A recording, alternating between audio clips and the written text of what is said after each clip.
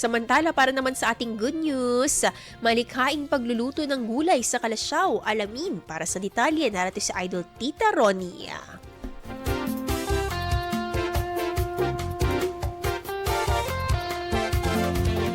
Natikman mo na ba ang leche flan na gawa sa kalabasa? Isa lamang ito sa mga kakaiba ngunit masustansyong pagkaing tampok sa ginanap na pagtitipon sa Kalasyaw bilang bahagi ng pagdiriwang ng Nutrition Month. Ang mga simpleng sangkap na madalas lamang nating nakikita sa likod bahay tulad ng malunggay, labong, kamansi at kalabasa ay ginawa ng kakaibang paraan ng pagluluto.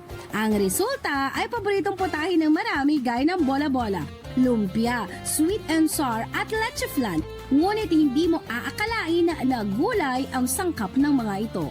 Para sa maraming magulang, malaking hamon na mapakain ng gulay ang kanilang mga anak. Kaya't naging kapakipakinabang at inspirasyon ang mga ideyang ibinahagi ng komunidad, lalo't mahalaga na masarap at masustansya ang ihahain sa hapag-kainan para sa pamilya.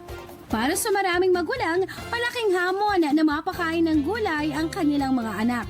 Kaya't naging kapakipakinabang at inspirasyon ang ideyang ibinahagi sa komunidad, lalo't mahalaga na masarap at masustansya ang ihahain sa hapagkainan para sa pamilya. Yan ang ating good news for today. Ako si Idol Tita Ronnie, tatak IFM.